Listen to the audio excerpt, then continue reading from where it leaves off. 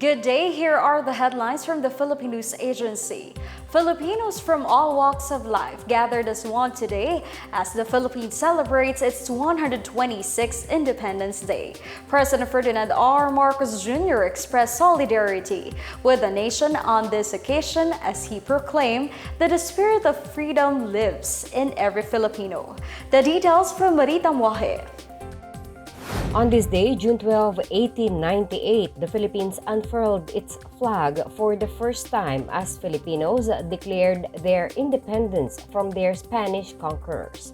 126 years later, the country continues to celebrate its freedom amid the changing times with this year's theme of Kalayaan, Kinabukasan, Kasaysayan. In his Independence Day message, President Ferdinand R. Marcos Jr. proclaimed that the true spirit of freedom lives in every Filipinos as they fight against challenges and oppression.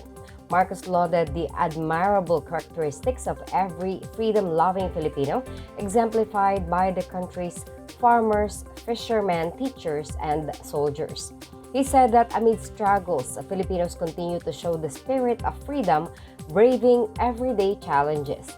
Marcos commended the Filipinos' strong sense of nationalism and their resolve to unite in protecting the freedom inherited from their ancestors. He urged everyone not to succumb to threats of oppression and to show dedication in aspiring for a bagong Pilipinas leading to a brighter future. The President led today the commemoration of Independence Day in a flag raising and wreath-laying ceremony at the Rizal Park Monument in Manila.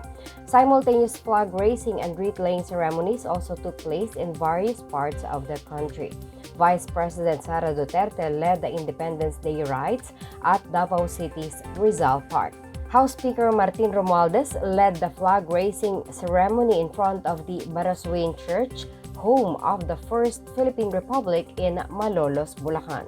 In San Juan City, Chief Justice Alexander Gesmundo joined local officials at the Pinaglabanan Shrine, where they honored the Katipuneros who sparked the Revolution for Freedom from Spain.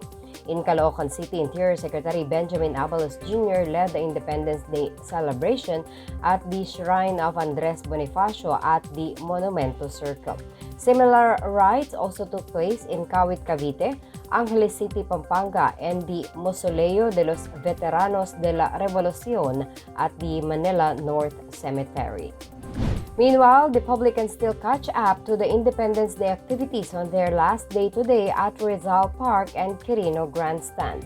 Among the activities are the Filipino Cucina Warrior Competition, showcasing top chefs' best adobo and pancit, Kalayaan Obstacle Course, Atapang Atao Chili Eating Festival, the Musikalayaan Concerts, the Love Local Tiangge, and a dance concert starring national artist Alice Reyes and her dance troupe.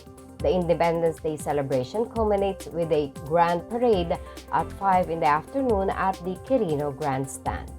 For the Pna Headlines, I am Marita Muaje. President Ferdinand R. Marcos Jr. emphasized the importance of small countries uniting to address geopolitical challenges as he welcomed New Zealand Deputy Prime Minister and Minister of Foreign Affairs Winston Peters. During the visit, President Marcos mentioned the recent visit of New Zealand Prime Minister Christopher Luxon in April, where the Philippines and New Zealand have taken steps toward deeper economic and defense cooperation. Tackled during the visit was the possible signing of a status of visiting forces agreement with New Zealand. The Philippines has existing agreements with the United States, Australia, and a similar defense pact with Japan known as the Reciprocal Access Agreement. These types of military partnerships allow Filipino and foreign soldiers to train each other's territory and improve and share military equipment and assets. Peters is in Manila for an official visit this week to enhance bilateral relations and explore new avenues for partnerships in trade and investment, renewable energy, and combating climate change. President Ferdinand R. Marcos Jr. has reappointed Monica Louie Nikki Prieto Teodoro, wife of Defense Secretary Gilbert Teodoro Jr., as special envoy to the United Nations Children's Fund or UNICEF. A dedicated child rights advocate and former Tarlac Congresswoman Mrs. Teodoro first took on this role in August of last year. She also held the same position during the Duterte administration from 2017 to 2018. UNICEF is the world's leading humanitarian agency for children that focuses on safeguarding the rights of vulnerable and disadvantaged children around the world. In other appointments, Giovanni Palek has been named as non-resident ambassador to North Macedonia, in addition to being ambassador extraordinary and plenipotentiary to the Hellenic Republic with concurrent jurisdiction over the Republic of Cyprus. Noel Eugene Eusebio Servigon was appointed as ambassador extraordinary and plenipotentiary to Romania, while Hani Fritz Abangandiel and Galo Makasinag have been appointed as Fire Chief Superintendents. The latest presidential appointees also include new members of the Subic Bay Metropolitan Authority Board of Directors, with Raul Marcelo representing the business and investment sector, and Kenneth Lemuel Rementilla, Honorario Alado III, and Maria Cecilia Bitare representing the private sector. Former multi-term Quezon City Councilor Mike Planas has been appointed as chair of the Philippine Postal Corporation. Planas was a former consultant to the United Nations Food and Agriculture Organization. He said part of his agenda is the restoration of the fire-hit Manila Central Post Office at Liwasang Bonifacio. The Land Transportation Franchising and Regulatory Board, or LTFRB, said they no longer consider the proposed extension of the temporary permits for unconsolidated jeepneys. In an interview, LTFRB Chairperson Teofilo Guadis III said the leadership wants to proceed with a modernization program without further delays. Meanwhile, the LTFRB and Land Transportation Office have already started enforcing measures against unregistered jeepneys, pending approval of the guidelines for apprehending unconsolidated jeepneys by the DOTR. This includes denying registration for unconsolidated jeepneys and apprehending unregistered vehicles on the road.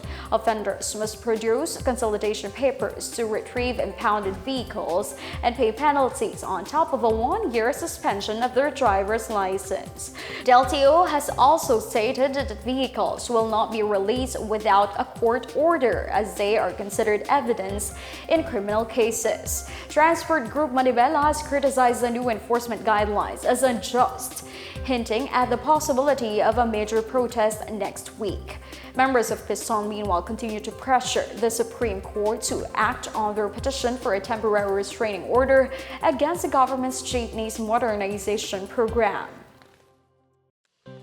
The country may have to brace for rainy weather for the rest of Independence Day, with the easterlies affecting the eastern sections of southern Luzon, the Visayas, and Mindanao. Pag-asa said the easterlies will bring cloudy skies with isolated rain showers or thunderstorms to Bicol region, eastern Visayas, Caraga, and Davao region. On the other hand, Metro Manila and the rest of the country with isolated rain showers and thunderstorms. Metro Manila will, however, expect hot temperatures as the heat index reaches between extreme caution and danger level at 41 to 42 degrees Celsius.